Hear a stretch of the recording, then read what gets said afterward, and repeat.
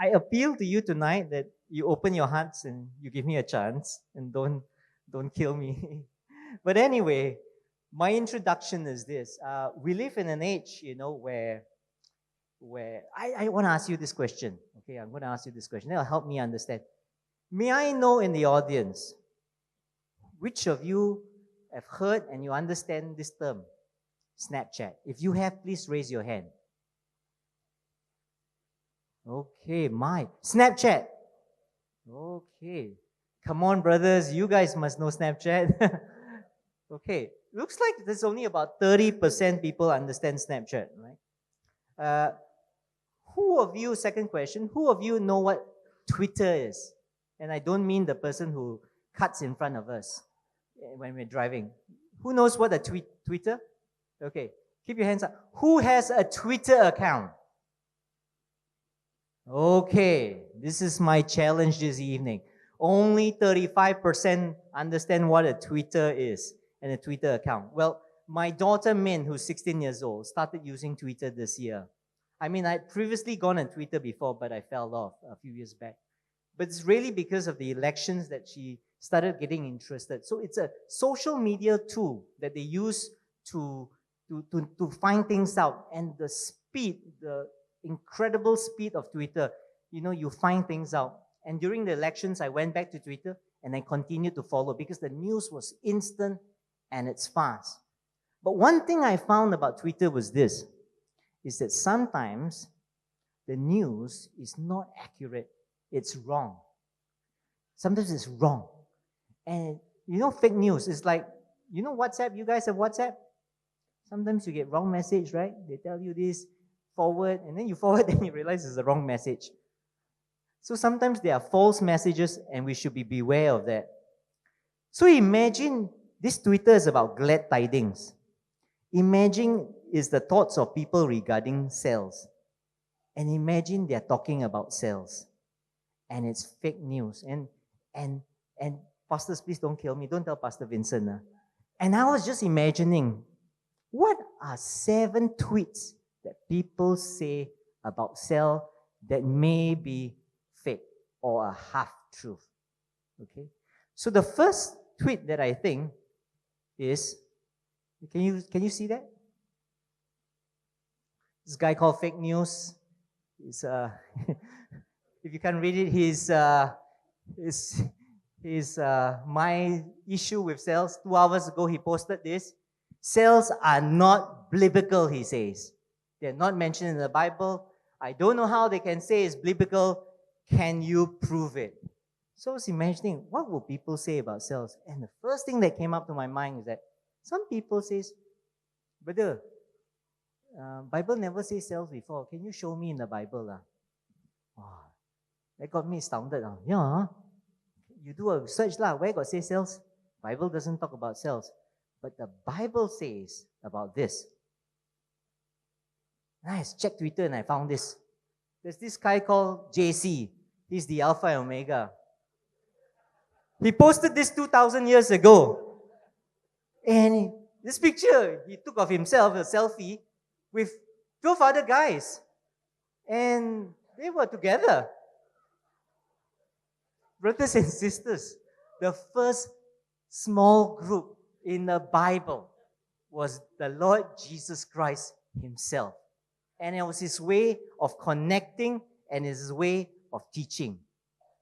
Yeah, but that was Jesus, Then I did a bit more search, by the way. This is the promoted one. So, if you understand Twitter at the bottom, promoted. Then I checked. Oh, I found another one. The apostles posted this.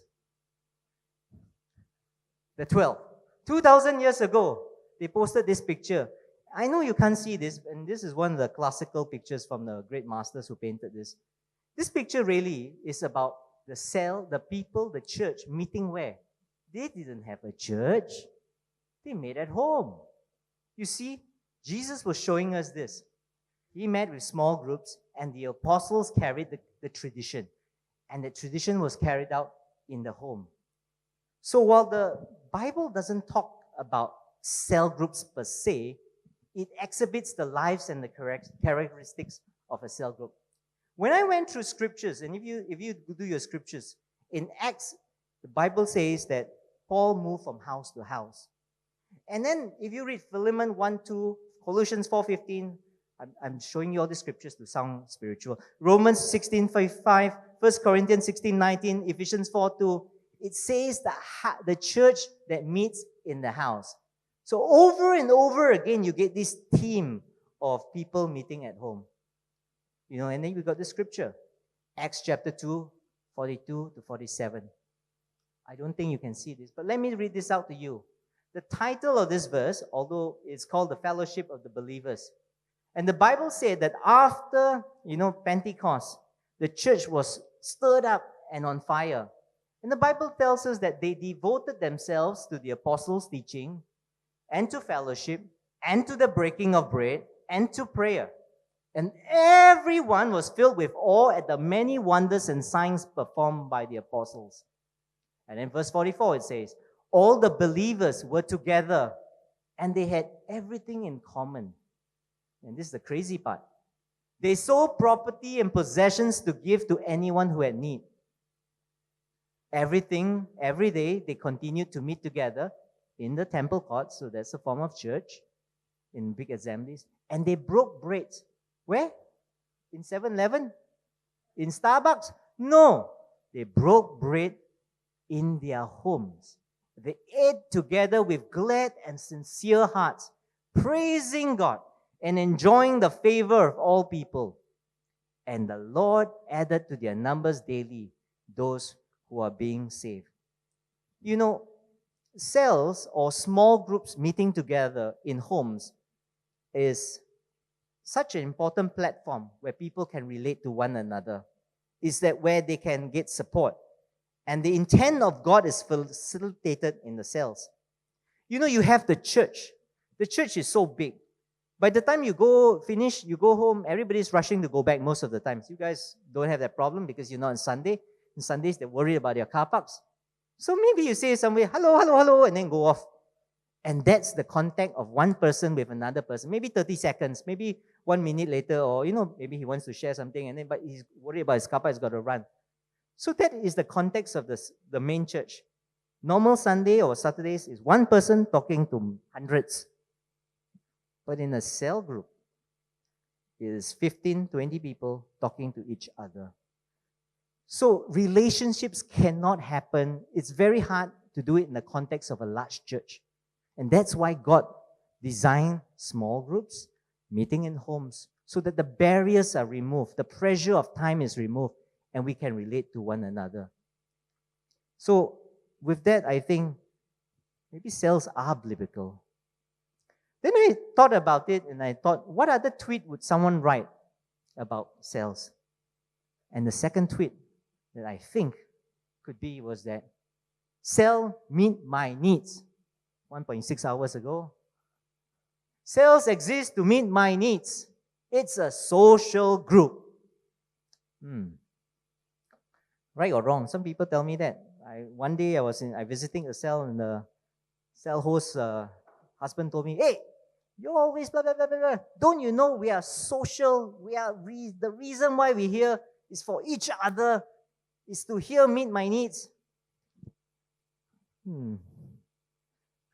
I can't deny it's a social thing because we're all human beings and we meet together.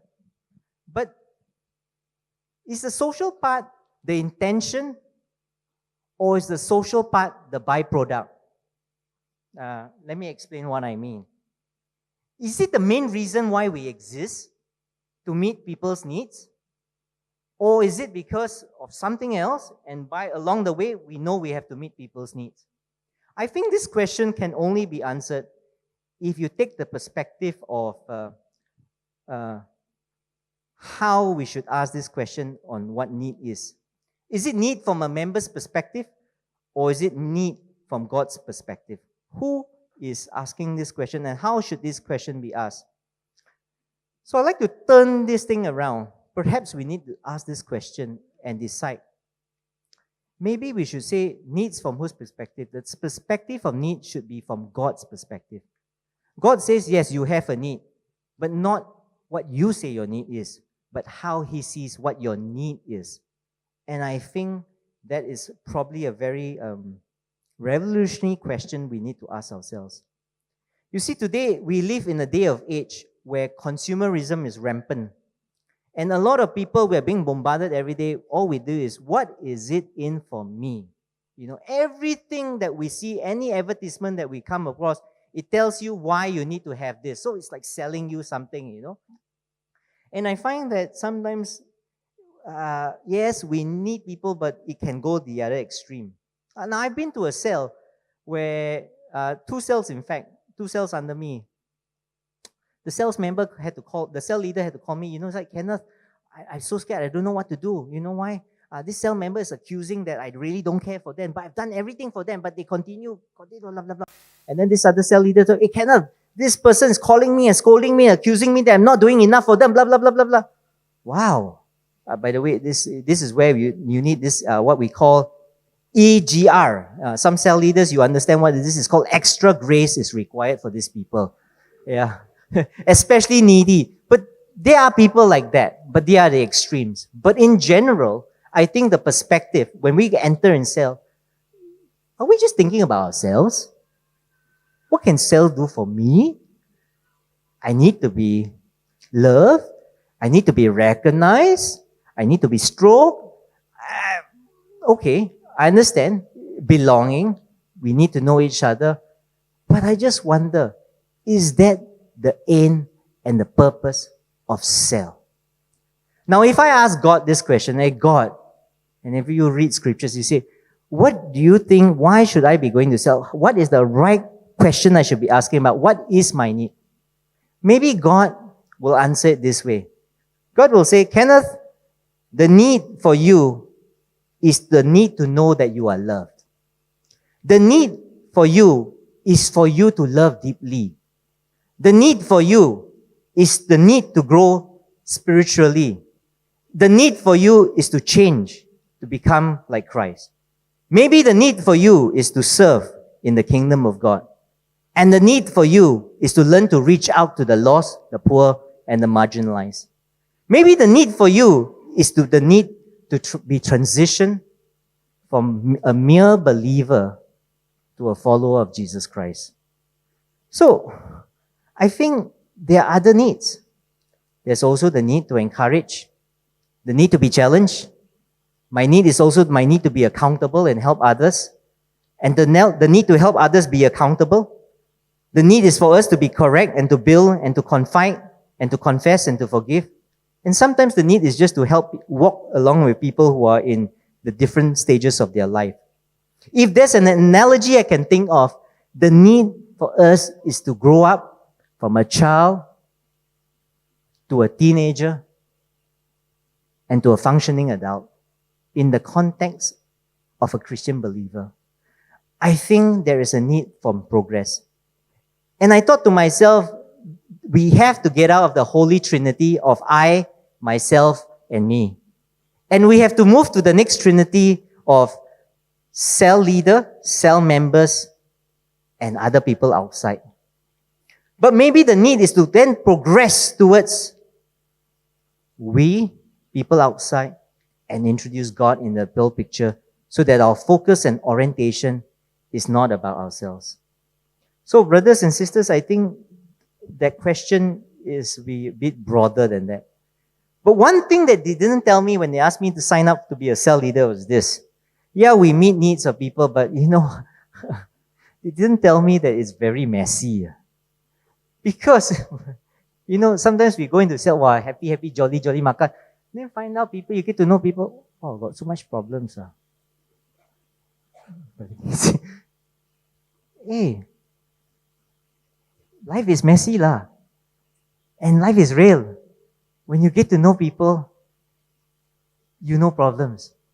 And I don't know whether we want to just look and just think of ourselves or do something about them. So the emphasis have to change, and we got to realize that there is a cost to everything. The Bible, and we got to learn to love people, even though they're very difficult. And I'm sure you've had your share of difficult people. If you don't have, I should put you to some cells. Uh, some people irritate you, you know. Some people, we are all different. We have different mindsets. We have different way of speaking. We've got different preferences. We think, and the problem is sometimes if you go to my type of self, which is a lot of people like me, we all think we are right. And it's a problem. But that's the abrasion you're going to get. And I always think, God lets this happen one. He purposely let this happen. Because if this doesn't happen, how can all these parts show up? And how do you realize that you need to change if these things don't show up? So, as we think about our own needs, the real need is the need for change. And when we deal with people, there's going to be abrasion, friction, and that's why we need love, forgiveness, that kindness, and all those other attributes, and to allow God to change. So really really meet your needs. But it's not the need that you think, it's the need that He thinks. Which brings me to my third tweet. 1.2 hours ago, this tweet came out. It says, cells no direction. Pastors, please forgive me. I don't see the direction for cell. And then sometimes people, cell boring lah. Why must it always be about 4G? 4Ws. I don't know whether you know what 4Gs, 4Ws are. Okay, cell leaders, you know what 4Gs, 4Ws. Why must it be a word, grow, blah, blah, blah. 4Cs, now they got clap, celebrate, all kinds of different things coming up. Different things. So, are cells really that boring? Don't bluff lah, as if cell every day is so nice, exciting. I think you all are very nice people. Is it everybody enjoys cell? Dying to go to cell? Everybody dying to go to cell every week? Again, another cell member came up to me and says, cell has no direction. And actually what he's saying, cell is boring lah, okay? I'm just paraphrasing. He's paraphrasing for me. And when I thought about it, and I think this is the issue. The issue and the symptoms is one of relevance and enthusiasm. There is no enthusiasm. And people don't feel it's relevant. That's the symptoms. And if I dig further deeper, I realize it has to do with an assumption. And there are three assumptions or deep beliefs among the people. And one is about theocracy. I think I don't know how to pronounce it. It's essentially God chosen. The second part is about lack of understanding and purpose. And the third one is the cost of involvement and commitment. I'm going to drill this a little bit deeper. What do I mean by that? And I think the answer has to do with purpose. The answer has to do with empowerment. And the answers have to do with circumstances. Three things that affects this. With purpose is that we ask ourselves, why do we go to cells? And actually, what is the vision for a cell?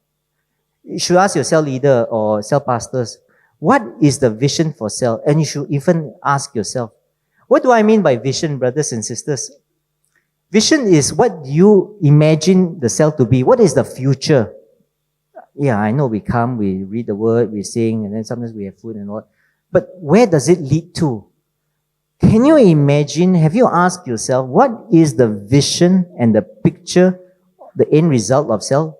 What is the tomorrow of cell? Can you imagine what cell is supposed to be? What is it going? What is the end result that you're looking for? Is it the same as today? That means there's no change? There must be a vision. And if you don't have a vision, the Bible says it, you will perish. So cells must have that vision. And I want to put it to you that the vision cannot just be about me, myself, I. That vision has to be bigger than the cell. The second point really is about empowerment. Sorry, I want to go back to the vision part. Because the vision part, then we ask ourselves, who owns the vision? Is the cell leader's job only lah? He's the cell leader lah, so he's chosen and anointed lah, so he should be the one doing everything.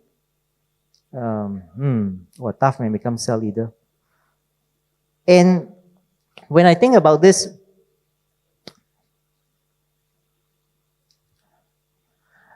I remember two things the Bible says. One is that we are a chosen generation, a royal priesthood, a people belonging to God. Second one, Ephesians says that we are all body of God. We are all made out of different things. You see, yes, he's the cell leader, But he's not the only chosen one. Everyone in the whole cell group, including you, are chosen. And you are a royal priesthood. You have the same access to God as he has or she has. In fact, all of you have the Wi-Fi password. So you cannot say that you don't have access because you have the Wi-Fi password. You have the direct access to the throne of God. So you are just as chosen as the cell leader. So it's just as much your responsibility. The second point is really about the body of Christ in Ephesians. You see, the body of Christ in Ephesians, the Bible says the head, tail, and neck, not tail, hands, foot. Everyone has a role. God has placed us together. So we have a role. So each of us should own that vision and play our role in a cell group. But we got to find that role. We got to identify how we can function. And you know the thing about empowerment is this. I want to talk about empowerment. Is that you don't need a letter from the church. You don't need an email from Pastor Vincent, from Pastor Gwen, from Pastor Linda to say, hey, Jason, play your role. You go and edify and encourage the person. No, God has already given us the command. The issue is whether you are willing to embrace it, take it, and do something about this. So really, guys, don't wait. The empowerment is given. Are you going to embrace it? So, when I think about this, vision for the cell, everybody needs to own it. Make sure that vision is bigger than yourself. Make sure you realize that you are an important and integral part of that cell group. And you really got to play your role. Find your role. And by the way, the role is not musician. The role is not icebreaker person. The role is not facilitator. The role is not food. Those are just titles and functions that you do. But your core role, you can be an encourager. You can all pray. You can all take projects. You can start things. You can call up something. You can lead something. You can go and visit someone. There are so many things to do in the cell. And I want to say this. We shouldn't be complaining, judging the cell, shouldn't be putting it down. But you know what? We should take the bull by the horns and be creative. We should challenge the cell. We should encourage. We should build the cell. We should develop the cell. We should do something. I think the bottom line is this.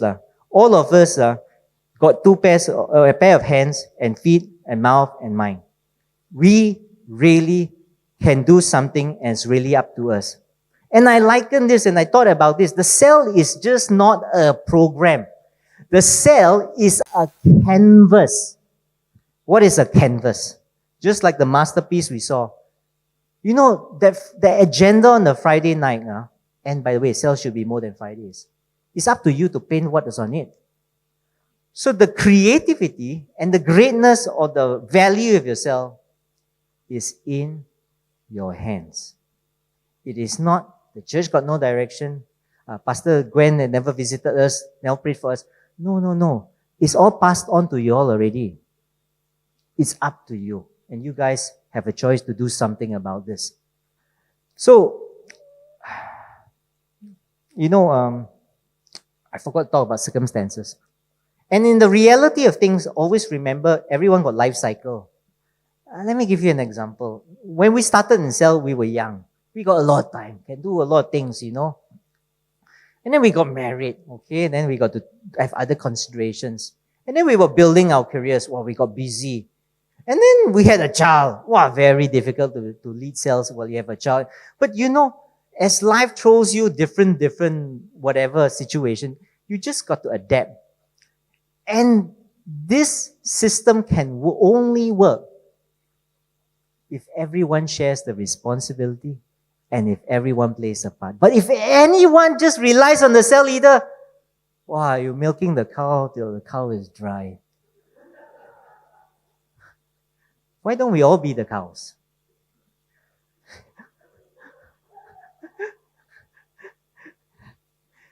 Okay, I know some of you don't know about Twitter and Snapchat. I want to show you another one.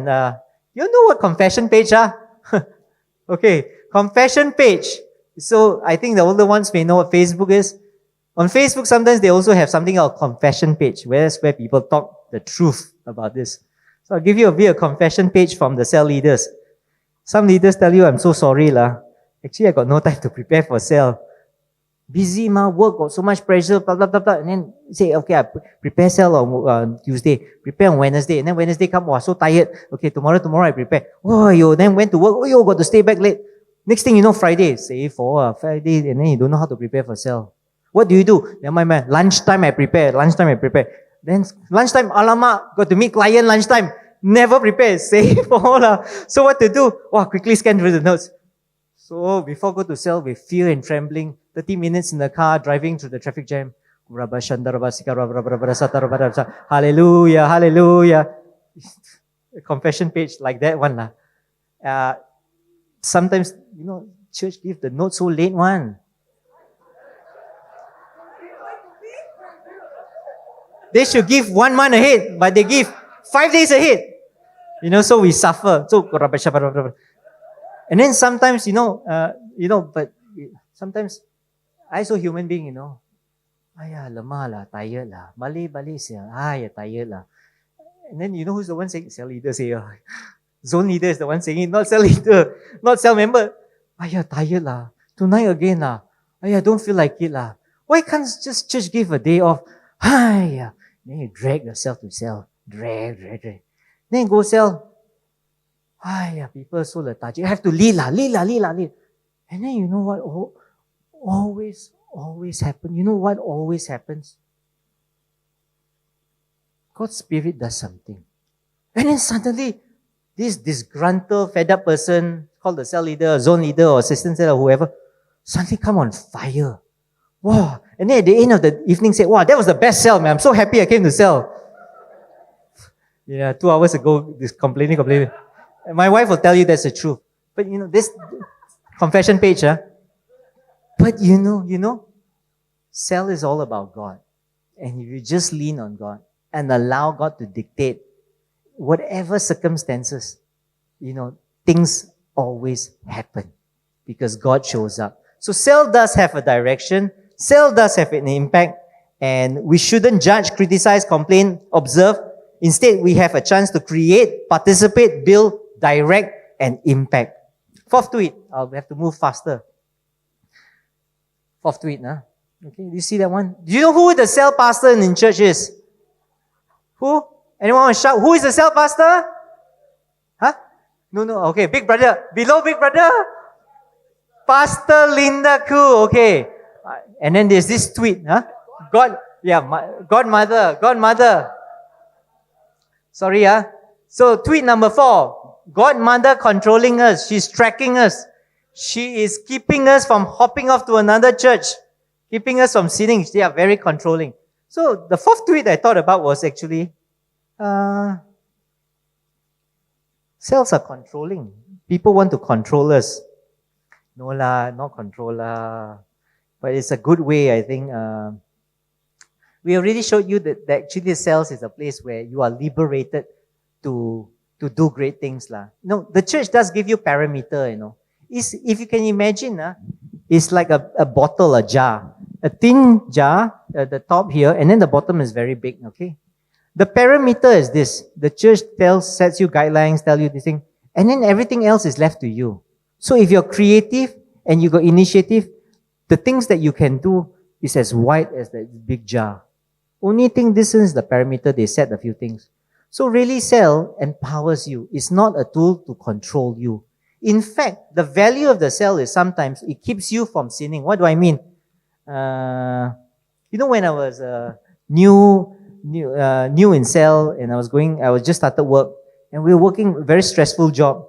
And at Friday evening after stress, where do your colleagues went to go? Go back and sleep? What is it? Drinking. So young, happy hour. You're young. You suddenly got money. Got a bit of money. Wow, everybody want to go drinking. That time disco, clubbing now. And then they ask you, want to come now? Come. You're all very stressed. Let's let loose. I got to go cell group lah. Brothers and sisters, seriously, going to cells prevent you from sinning or falling to temptation. That's right. So there is a case for Fridays, okay? Wow, and then I tell you what harder. Then you see, not married yet. Wow, then this young girl, non-Christian girl, come lah, come lah. Why you can't come? I got cell group. You going jail lah. You know, the benefit is this is also, I used to work in a very, very busy job. And then the boss like to give work, you know what time one lah? 6 o'clock, Friday evening. And then we work Saturdays last time. Expect you to get ready in the next month. Then they said, then the secretary would tell my boss, Kenneth cannot lah, he's got cell tonight lah. So sometimes it will help you also. They all know your Friday nights is cell. So mark it. Tell people, I got cell group tonight. So they won't kacau you after that. By the way, as a cell leader, after cell, we prepare work and the next day go back work. So life is not so straightforward. So, okay, I got to move fast. The next tweet. What is the next tweet? The next tweet is, cell needs to be homogeneous. The only way cells can work, this person is saying, is that it needs to be the same type. There's a reasons why there's a word says birds flock together, right? It's the only way to sustain this. It's a strange tweet. I don't know whether you all see the issue here. I'm trying to find my notes, but it's not so important. I think I think you can start. And I want to say this to the young people and maybe some of the older people or whatever, the conservative people, is that sometimes we try to find cells that are the same type, or we want to make it the same type. We must be the same age. We must have the same likes. We need to look the same. We need to wear the same t-shirt. You know, they like to be the same type, homogeneous, not the other type, but homogeneous, which means same type. You can start like that, but don't play God, let God be God. What do I mean? You got to guard against exclusivity. You got to guard against creating what you want sometimes. You got to let God change that. You got to keep your criteria, if you have a criteria for cell, keep it open and broad and wide. You know, one thing that the Bible talks about is that you see this saying, he says, told Timothy, treat your older brothers like older sisters with honor. Then the Bible talks about fathers, brothers, sisters. It's like a ranking one, like got different age groups. And the church is like what we are today here. You got young kids, you got younger adults, you got adults, you got older adults, you got seniors. Now the beauty of a community is the stratification and the diversity. Diversity, all types of people, different sexes, different backgrounds, stratification, different financial, economic, different ideas. It's beautiful. It's that diversity that has. And the other bit is the age groups. And what I want to talk about is sometimes we don't like old people to come to ourselves. You younger guys, I don't want old people to come myself. They want all hip people only, hip. They don't want old people like me. They want hip people. And then I don't know about the older cells, whether they want young people. But one of the greatest blessing of being in a church is that we come from different generations. And when we mix around and when we hear things, there is so much, of course, so much to tolerate, but so much more to learn. The Bible says, and if you read Proverbs is epitomized, this point is the passing of wisdom. So to the younger groups, mix with the older groups. And if yourself have older people, even better. They have seen more, not only eat more salt, they have seen more, they've gone through more, and the amount of wisdom that we can acquire from the different groups is immense. And it will prevent us from making mistakes. So the diversity is important. So be careful about being too homogeneous. With that, I want to say one thing is that, where did we go? Keep it open. And I remember sometimes God brings people from different backgrounds for different reasons. And when we first had cell, one of the persons that we had, and because I had that mindset, we should all be the same type, blah, blah. And then there was this girl who was working in the Tropicana Club. She was a Filipino receptionist then was saying, hey, we're all like working people, like high-fly jobs. How are we going to connect? But we got to be flexible, just absorb lah. And it was good because she probably needed a place to feel at home. She was probably lost. And then we had this other guy, and he was staying next door to the cell house. And then he heard all this singing, and one day he turned up. He was a sailor.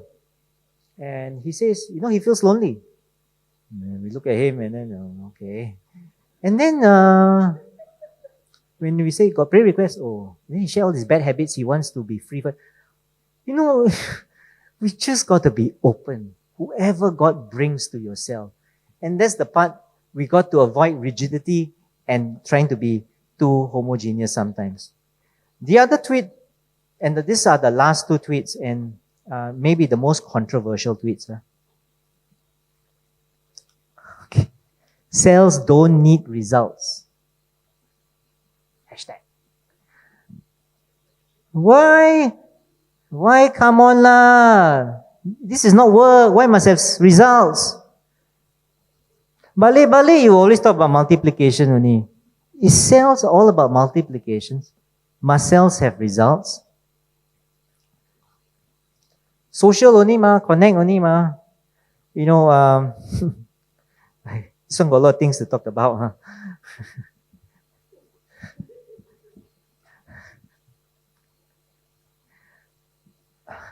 The number of times I have to argue with my cell leaders about multiplication, and I want to say two things lah. Okay.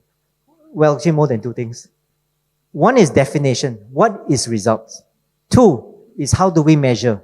Three, what time frame? Okay, I'll talk about these three things, then we'll talk about multiplication.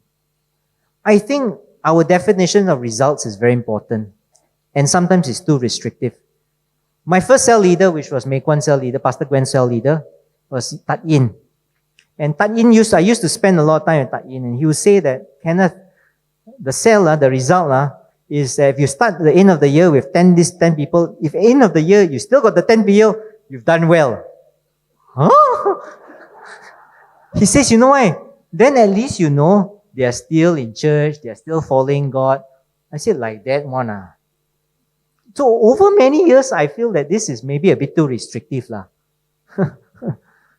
Maybe we need to look at other indicators or what we deem as a result. And for that, I think we have to turn to the scriptures lah.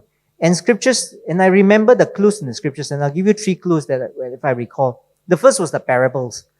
In all the parables, Jesus always talked about the parable of the manager, the parable of the talent. He always looked for a return on the talent, the time, and whatever is given to them, the land. The second thing was that Jesus' commendation. You all remember Jesus said, well done, good and faithful servant. That's an indication of something. And the third thing was that Paul talked about this. I sowed the seed, Apollos watered it, and God gave the increase. When I look at all this, the results is both in the form of quantity and quality. And it also tells me and takes the pressure off me is that God will give the results. We just have to do our part. And when you think of all the scriptures, the key that comes out is one about obedience, one about being faithful. Faithful to what? Faithful to church? No. Faithful to your calling, faithful to the giftings He's given you, faithful to all these things. And then God takes it a bit deeper. And God is interested in your motive and in the manner you did it. And when I think about well done, good and faithful servant, that faithfulness bit, good, what is good? I think God looks, have we done it faithfully? And have we done it in love? Or have we done it grudgingly? So, whatever we do must have some results and indication. And I think some of the indications of results, whether it's soul saves, whether it's deliverance, life change, whether you've shown love to the community, whether you've done good deeds, how many hospital visits, how many home visits, wow, all this KPI. I think it's broader than that. And maybe it has to also do that. Are you maturing? Is the cell maturing? Is there an increase in compassion? And ultimately, are people becoming more obedient? If we turn back to the Great Commission, and this is one of the most important things to remind us, The Great Commission is not only go, therefore, into all the world and preach the gospel. There's a second part that everyone forgets. And that part is, and teaching everyone to obey everything. Jesus said that. Second part, look, people always forget, go. Forget about teach, make sure that they're obedient. And in the cells, one of the results is the increase in obedience and commitment to the Lord Jesus Christ. So, there need to be a result. But having said that, I think there is a place for multiplication. This year is a very tough year for me, after many years as a zone leader, because I had to restructure 2 cells. The cells couldn't multiply. And the leaders were going through different seasons and there were different issues. And I had to converge and merge and do all those things. Because if a cell if the cell is the same for too long, you go into a state of not stagnation. The word is comatose. Okay? You are just existing. Now, I'm not saying it's wrong, but in general, sometimes it needs to be revived and refreshed. So, which brings me to my even more challenging statement. This is the last one, the last tweet. It's not that sales, do I get paid in sales? No, that's not the tweet. It's this one. You ready? This is a very sensitive one. And I don't mean to step on anyone's toes, but I really believe this. Tweet. Sales are optional. Hashtag. Sales are optional. See how lah? Free choice reigns. I decide lah. Yeah. We've all got a decision and the choice is ours. You know, I see non-cell members asking this and I totally understand where they're coming from. But I get concerned when cell members ask this. I get more concerned when cell leaders ask this. No one can force you to attend the cell because God gives us a choice. But I want to say I want to cover 2 areas. The value of cell. This evening, we've been talking about the value of cell. We even saw a little video which is excellent. It's everything that I've talked about. And we've seen a live example. So, I think if we are not in cells, we may be missing out on God's plan for us to change us, to be used by us, to be used by Him, and to feel appreciated and valued. You know, in the cell is where God's feelings about us is sometimes exhibited through another person.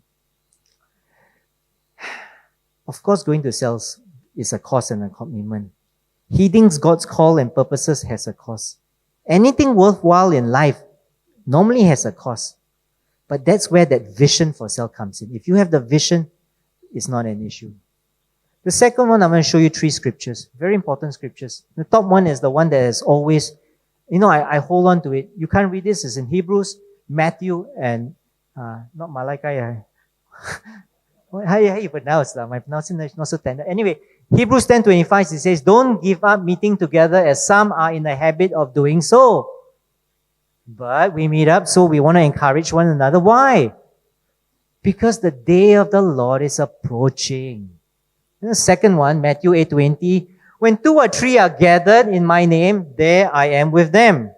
And then the third one, Malachi 3:16, then those who feared the Lord, they were talking with each other, and the Lord listened and heard. And the scroll of remembrance, a diary, was written in his presence concerning those who feared Him and honored Him. Now, Hebrews. Cells are both offensive and defensive. We cheer each other on, offensive. We do things together, we are going. The defensive part is where we cheer each other on. Now, I was recently reading and hearing, do you know something called 2020 cashless? Money 2020. Those in the IT line, the world is trying to become, go Google it up, going to become cashless. Trying to become cashless by what year? 2020. Now, what year are we? 2018. What does cashless mean? What's the implication of cashlessness? End times is the setting for the Antichrist. It's the setting for the mark of the beast in particular. Okay. So when you think about all these things and then you imagine in your mind place, maybe persecution can come and all these other things can come. But really, the cell is the place where we hold each other accountable and we encourage each other to stay faithful in the Lord. The second one about Matthew 18:20 is about when 2 or 3 are gathered in His name. Makes the meeting a sacred time because God is there. And then the third one is about the agenda. What do we talk about in cells?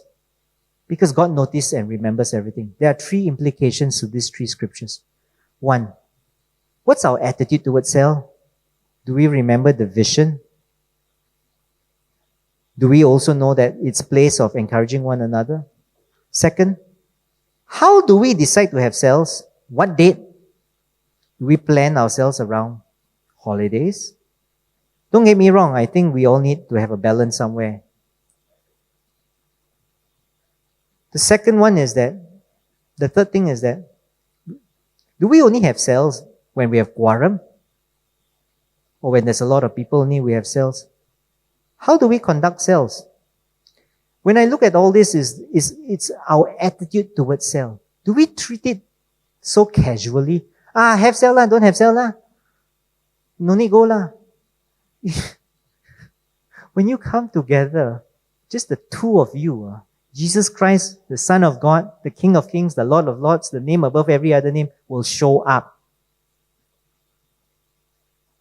It's sacred. About this thing lah, no need have cell.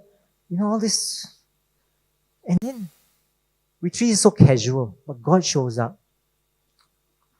Then the other point is about, not only does He shows up, but He takes heed of what happens in our cell.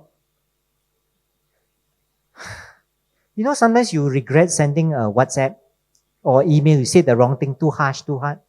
Recorded, no, cannot remove, no. Now got function lah, you can quickly delete lah, if you do it fast enough lah. Sometimes I think your cell chat group, I don't know what you're writing. Or what happens in the cell. I'm very bad because I'm quite flippant with my words also, but God longs, He longs for His people to talk about Him, to discuss things. And the whole conversation, the fear of God, the last scripture, God records everything down. So, we need to re-examine our attitude towards whether a cell is optional or not. And today, I come to this conclusion. I had 7 tweets. And instead, I think the right tweets are #cells are biblical. #cells are for members and more so for non-Christians.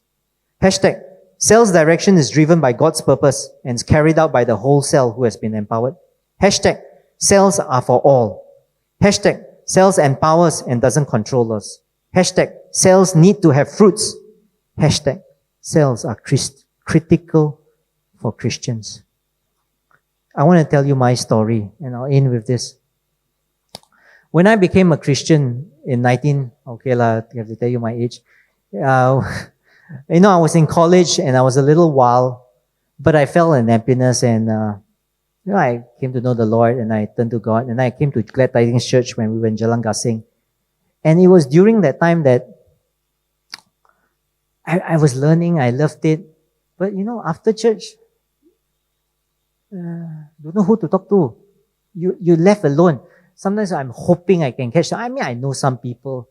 And if you're not in the in crowd, or you're not with the goody crowd, they're goody 2 shoes and then they're the in crowd. And then sometimes you're just left behind. And then I read, the scriptures like this, right? And then I asked God, oops, can you go back to that scripture? I asked God, why like that one? And I said, Lord, I'm in church. I'm in love with you. I'm learning so much. And I want to talk to people about the scripture and the life of God. But I don't know who to talk to. I cannot connect. If I'm lucky, I get invited for lunch. I hate to say this. I don't want to tell you this, but I think you've got to be a bit honest sometimes. I would go back to my room. I was doing my A-levels and I'll cry before God. You know why? Because I felt lonely. Here I am, while living, turned to God, expecting so much, reading the Bible, about the family of God, but I'm not experiencing this family of God. Then you read scripture like that. It says, wow, they devoted themselves, they were filled with awe, they were together, they had everything in common, they sold their possessions, gave to the poor, they broke bread at home, they were glad, sincere, praising God, enjoying the favor. I didn't experience that. I said, what sort of church is this? It feels like a club. Now, I'm not saying I'm right, but that was how I was feeling. Fast forward a bit more, then I went abroad to study and I came back. And it was during that time when I came back, Pastor Gwen was talking about the young people from Australia were all returning back and they were just having a great experience with God in Australia with, what's that group called? OCF. They learned a lot of things in OCF in the 90s. They got together, they had groups, they took care of people, they inspired a lot of things. Many great things came out of OCF. And they came back and they inspired something called Young Adults Fellowship, YEF, right? And then they wanted to do all these groups and they pushed church and then church allowed them to have all this young adults group. Not so different from you, but it started from there. 1991. Okay? That's when we first started. First cell group I went, Brother Yap Tat In, we had in Brother Hakge's house, multiplied, we went to Sister Sunita's mother's house. By the way, she wasn't going to sell. When we had sale, she ran out, Yeah. And then you got all this, we're adults, but got this young kid come,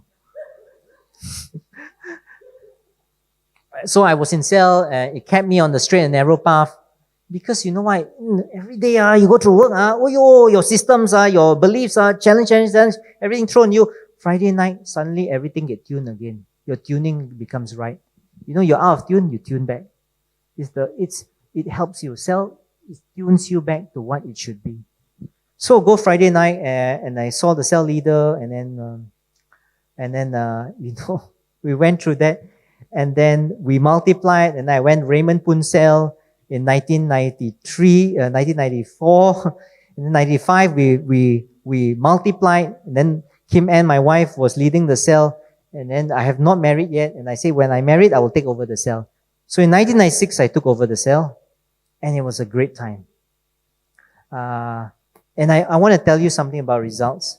That was in 1996, and then we carried on and carried on. And this is about results. I want to tell you about results.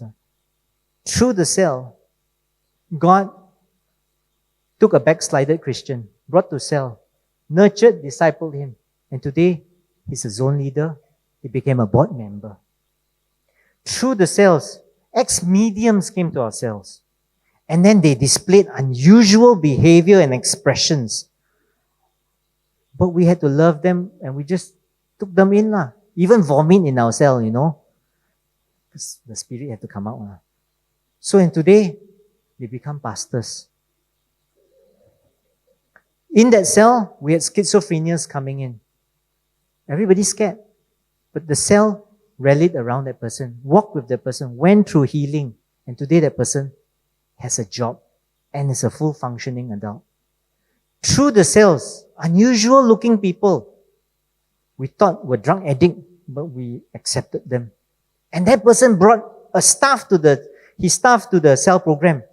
And that staff got saved in one of our events and now serves in our church. Serves in a different ministry. That person brought other people to church, and some of them are sitting here. A friend brought a friend, brought a friend, brought a friend. Through that one person who looked like a drug addict, who brought this friend, who brought this friend. That drug addict person, he's not a drug addict, he looks like a drug addict, then went on to help the church on many projects. So, I got a lot of stories on that one. My biggest mistake was not to invite him for my wedding because I thought he was not going to come back to cell anymore. So don't judge a book by the cover, that's embarrassing. And became a very good friend. And he has been instrumental in so many projects in church, from our annual reports to this green little book that we used to have called Worship Book that all the chords were in. It was this guy. And then he brought another friend to help design the GT logo that we have.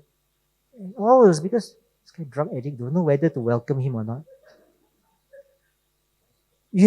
Through the cell, backsliders came to the cell. They gave up wrong relationships.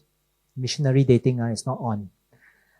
And they brought other cell members, and they also, two of them, I remember, they had relationships with non-Christians. And I didn't tell them. They gave up those relationships. And they became cell leaders. You see, the list goes on. And I remember we are untrained people. We had people, dating couples who came to us with issues, and we had to stand by them. And today, they're married, they have kids, and they're serving the Lord faithfully. I didn't do this. God did this through us. And that cell. And you know, this scripture, which I read 30 years ago, 1988. And I said, God, you mocking me or what? But through the journey of the cell, it's real. It can be how big we want it to be. It's whether we want to pour our lives into it. You know, of course there are challenges. Of course. Of course it'll cost you. But you know what? Great things cost. If you're not willing to pay the price, who is willing to pay? Brothers and sisters, I'm sorry. I can't believe God can use a nobody. Through the cells, so many things has happened.